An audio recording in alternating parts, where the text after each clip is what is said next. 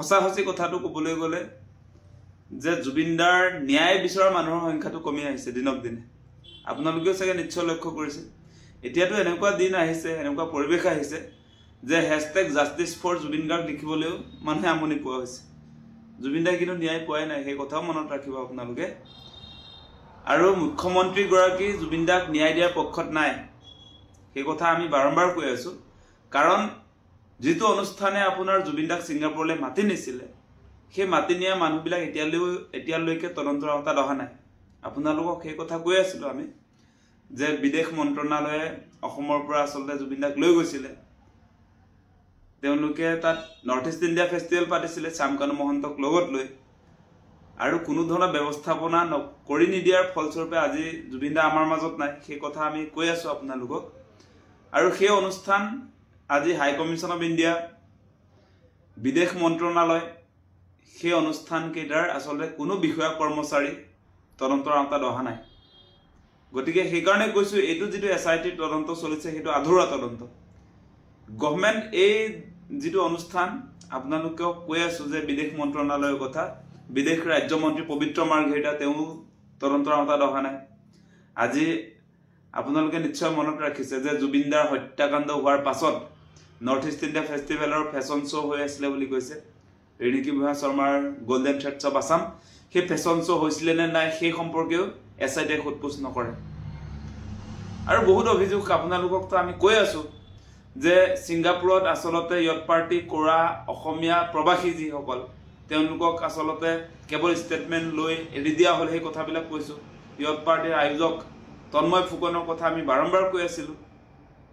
গতিকে হত্যাকাৰীবিলাক দেখোন আজি গ্ৰেপ্তাৰ নহলে।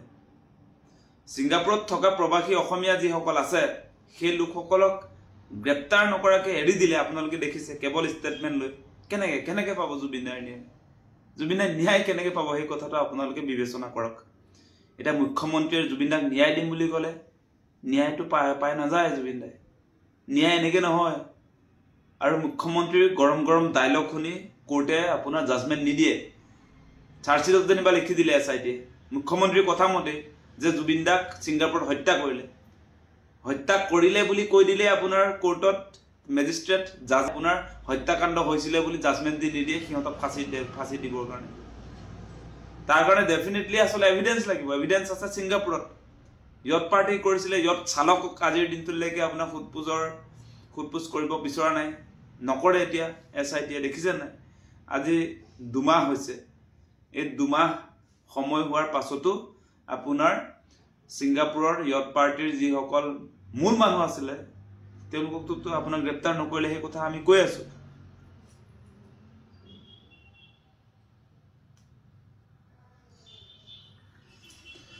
গতিকে মেইন কথাত আমি অসমীয়া মানুহে ধৰিব পৰা নাই। এতিয়া আচল কথাবিলাক ক'বলৈ গ'লে মেইন কথাত আমি ঢুকিয়ে পোৱা নাই। জুবিনদাৰ হত্যাকাণ্ডটোৰ ক্ষেত্ৰত যাক ধৰিব লাগে আমি ধৰা নাই। আমি এই সৰু সৰু কথাত লাগি আছো। এতিয়া চাহৰ দোকানী, জুবিনদাৰ কাৰণে কেতিয়াবা ৰুটি বনোৱা, ৰুটি খাবলৈ কেতিয়াবা গৈছিলে সেই দোকানীটোৱে সোধপোছ কৰি আছে। সেই সোধপোছ কৰিলে জুবিনদাৰ হত্যাকাণ্ডৰ ৰিজাল্ট নোলায়। আমাৰ টিভি টক শ্ব'বিলাক যে চলি আছিলে, টিভিৰ টক শ্ব'বিলাক যে চলি আছিলে যে কোনে কিয় কেনেকৈ ছিংগাপুৰত হত্যা কৰিলে, কোনে কিয় মানে কোনে ভাৰত চৰকাৰৰ বিদেশ মন্ত্ৰণালয়ে জুবিনদাক নিছিলে তালৈ, ওলাই পৰিলে। সেইটোক লৈ কিয় টক শ্ব' নহয়? ভয় কৰে নেকি এতিয়া?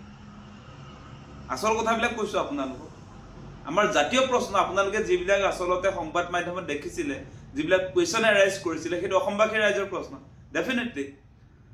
যে কোনে কিয় কেনেকৈ জুবিনদাক হত্যা কৰিলে সেইটো আমি জানিব খোজো বুলি কওঁতে এটা কথা আপোনালোকে আমি সকলোৱে ক'ব লাগিবনে নাই যে ছিংগাপুৰলৈ নৰ্থ ইষ্ট ইণ্ডিয়া ফেষ্টিভেল তাত সংগীতানুষ্ঠান পৰিৱেশন কৰিবৰ কাৰণে ভাৰত চৰকাৰৰ বিদেশ মন্ত্ৰণালয়ৰ হাই কমিশ্যন অফ ইণ্ডিয়াইহে জুবিনদাক মাতি নিছিলে।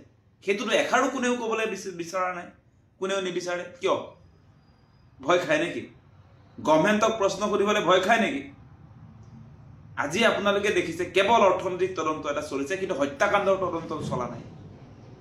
হত্যাকাণ্ডৰ তদন্ত চলিবলৈ হ'লে য়ট পাৰ্টি, য়ট চালকক আপোনাৰ জেৰাৰ আওতালৈ আনিব লাগিব। তেওঁলোকক সোধপোছ কৰিব লাগিব। তেওঁলোকৰ সন্মুখত জুবিনদাৰ হত্যাকাণ্ড হৈছিলে। CCTV ফুটেজবিলাক ল'ব লাগিব য়টখনৰ পৰা।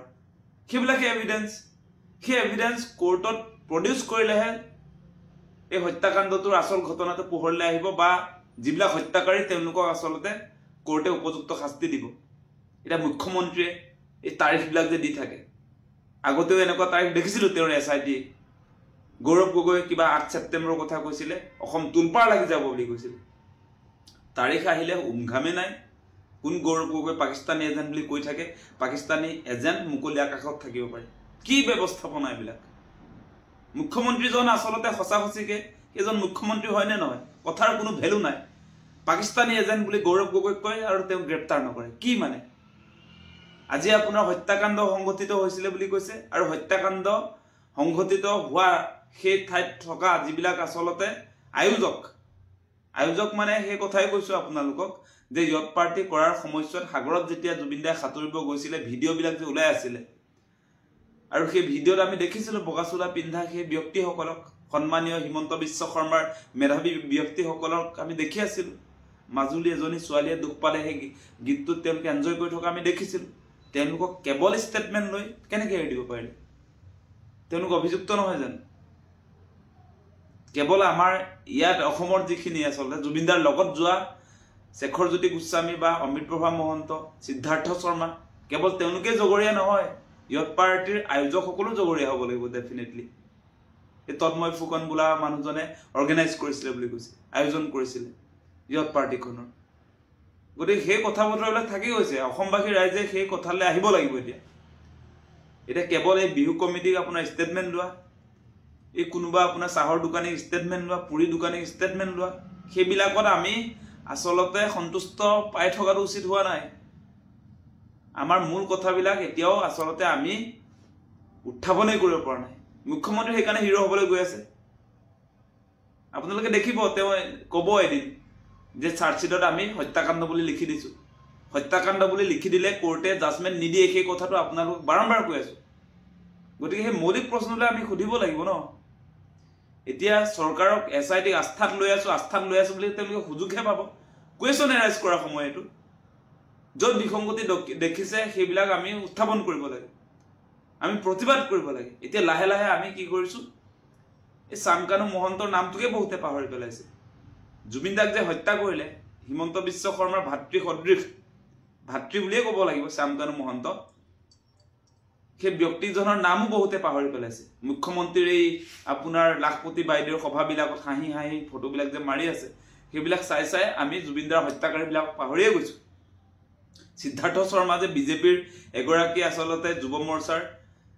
তত্ত্বাৱধায়ক আছিলে সাংস্কৃতিক ডিপাৰ্টমেণ্টৰ সেই কথা আমি পাহৰি গলো নহয় পইচা 10,000 যে পাই গলো লাখপতি বাইদেউৰ নামত বা বিভিন্ন আঁচনিৰ নামত যে আমাক ব্লেকমেইল যে কৰি আছে সেই কথা বতৰাৰ মাজেদি আমি পাহৰি গৈছো মেইন কথা এতিয়া উচ্ছেদ চলাইছে বিভিন্ন জেগাত এই উচ্ছেদৰ খবৰবিলাক আমাৰ মনত যেতিয়া আহিছে সেইবিলাক যেতিয়া টিভিত প্ৰচাৰ হৈছে আজি শিলহাকুৰ আন্দোলন দেখিছে গ্ৰেপ্তাৰ হৈছে গোটেই দিনটো লাইভ হৈছে এটা হ'বলগীয়া কথা কিন্তু মুখ্যমন্ত্ৰীয়ে এইবিলাক ডাইভাৰ্ট কৰিছে জুবিনদাৰ ন্যায়ৰ দাবীটোক সেই কথাবিলাক মনত ৰাখিব আজি যে আপোনাৰ শিলহাকুত আপোনাৰ নিজৰ ভেটিলে যোৱা মানুহবিলাকক যে উঠাই লৈ গ'ল গ্ৰেপ্তাৰ কৰিলে সেইবিলাক এনেই নাটক নহয় সেইবিলাক অসমৰ মানুহক আচলতে ডাইভাৰ্ট কৰিবৰ কাৰণে এই ঘটনা ঘটোৱা হৈছে নহলে আগতেও শিলহাকুৰ মানুহে প্ৰতিবাদ কৰে কেতিয়াবা আপোনালোকে এনেকে উঠাই লৈ যোৱা দেখিছিলে নেকি শান্তিপূৰ্ণ গণতান্ত্ৰিক প্ৰতিবাদ কৰি থকা অৱস্থাত পুলিচে এনেকে চুচৰাই লৈ যোৱা দেখিছিলে নেকি এটো প্ৰথমবাৰৰ কাৰণে হৈছে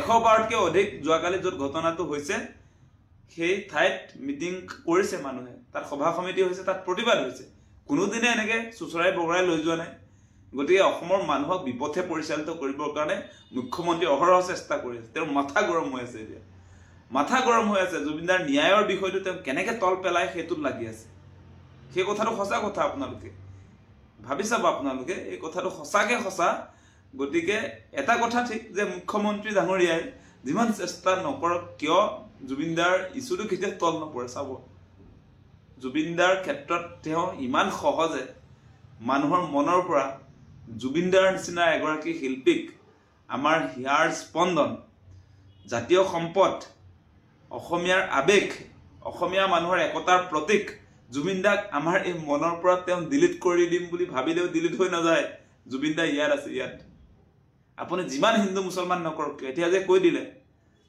যে হিন্দু মানুহবিলাকেই জুবিন দাক জীয়াই ৰাখিব লাগিব এই আপোনাৰ ভাতৃ শ্যামকানু মহন্ত সিদ্ধাৰ্থ শৰ্মা বামুণ মানুহ নাছিল জানো হিন্দু মানুহে একদম আপাৰ ক্লাছ এই হিন্দু মানুহে জুবিন দাক হত্যা কৰা নাই জানো জুবিন দাক যে ছিংগাপুৰত হত্যা কৰিলে গোটেইবিলাক গুখাই বামুণ দেখোন এতিয়া হত্যাকাৰীয়ে কেনেকৈ জুবিন দাক জীয়াই ৰাখিব সেই প্ৰশ্নও আহিছে জুবিন দাৰ ক্ষেত্ৰত কেতিয়াও হিন্দু মুছলমান কৰিবলৈ নাহিব প্ৰতিটোৰে উত্তৰ জুবিন দাই নিজে দি থৈ গৈছে সেইকাৰণে তেওঁ কৈছে ধৰ্মৰ লগত লাগি নাথাকিবি হিন্দু মুছলমান নকৰিবি সমাজবাদ কৰ সেই কথা এনেই কোৱা নাই নহয় আমি সেই আদৰ্শৰে আগবাঢ়ি যাম হিমন্ত বিশ্ব শৰ্মাৰ হিন্দু মুছলমানেৰে যিবিলাক তেওঁ ব্লেকমেইল কৰি থাকে যিবিলাক ৰাজনীতি কৰে মূল কথা ডাইভাৰ্ট কৰিবৰ কাৰণে সেইবিলাকত আমি ভৰি নিদিওঁ অসমৰ ৰাইজেও ভৰি নিদিয়ে আপোনালোকে চাব সেই কথা গতিকে আমাক এটা সঠিক ৰিজাল্ট লাগিব জুবিন দাৰ ন্যায় দিয়াৰ ক্ষেত্ৰত কোনো মানুহ সাৰি যাব নোৱাৰে সেই কথা অতি স্পষ্ট মুখ্যমন্ত্ৰীয়ে ৰেহাই দিলে মুখ্যমন্ত্ৰীও ইয়াৰ কাৰণে আপোনালোকে চাব